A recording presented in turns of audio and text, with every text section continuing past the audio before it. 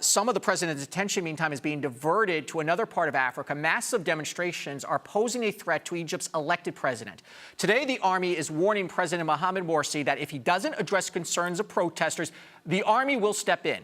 Protesters are demanding that Morsi step down in an ongoing political crisis. The U.S. provides Egypt about $2 billion a year in aid, second in the region only to Israel.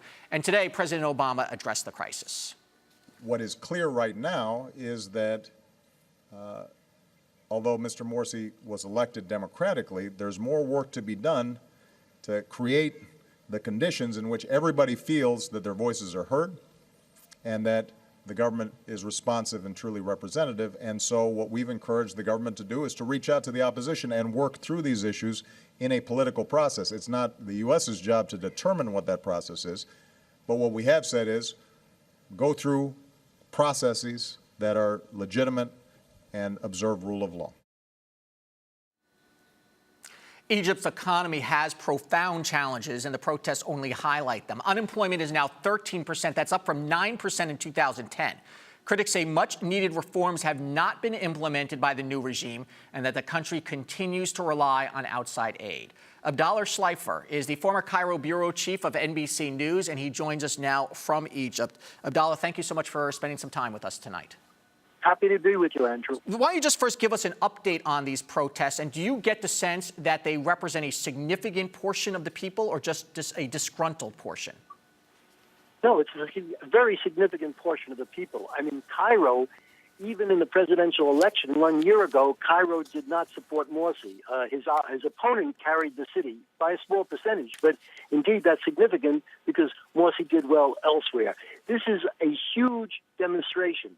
It's concentrated in two different places, in Tahrir Square, and it's concentrated not too far from the presidential palace, very close to the presidential palace, in fact. And at the same time, there's a large counter-demonstration organized by the supporters of Morsi. And the tension grows by the minute.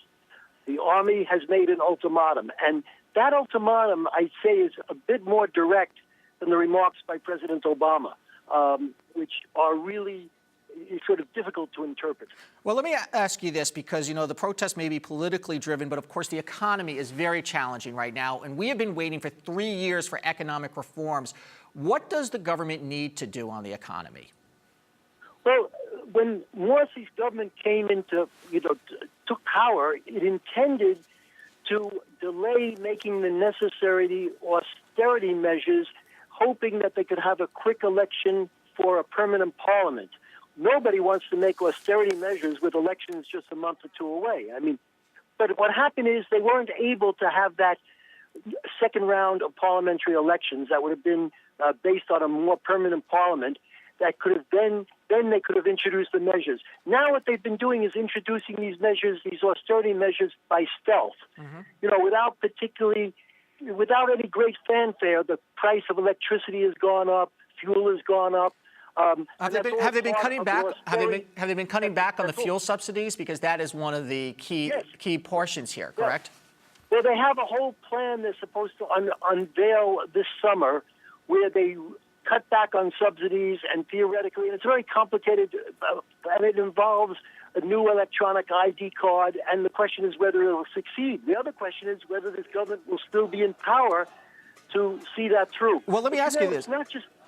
Yeah, let me ask you this. Can a democratic government really push through, a democratic government that may have some questions of legitimacy now, really push through these reforms? Is there a sense that there's going to need to be radical political change? Because right now the country gets a lot of its money from aid, and of course tourism, and tourism dollars, needless to say, are getting hit.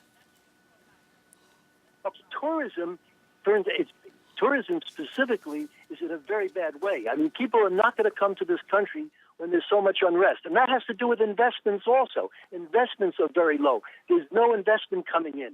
I mean, I'm talking about significant productive investment. And finally, it isn't just a matter of austerity reforms. What's needed are urgent public works that can create employment. There are endless numbers of roads that could be built in this country. When you're in Cairo, once you go off the main thoroughfares, you see lots of streets without any tarmac covering. The country has had decades of poor infrastructure, sure. All of that could lead to a major public works program, which this government has not installed. And that's a factor. As for the final question, whether a democracy can do it, I don't know. The very idea of democracy is sort of hard for people to grasp here. So we have two very intransigent, uncompromising forces facing each other, and democracy relies on compromise as well as on elections. Okay, Abdallah, thank you so much. Abdallah Schleifer from Cairo, thank you for speaking with us this evening. We'll stay in touch and get updates from you later.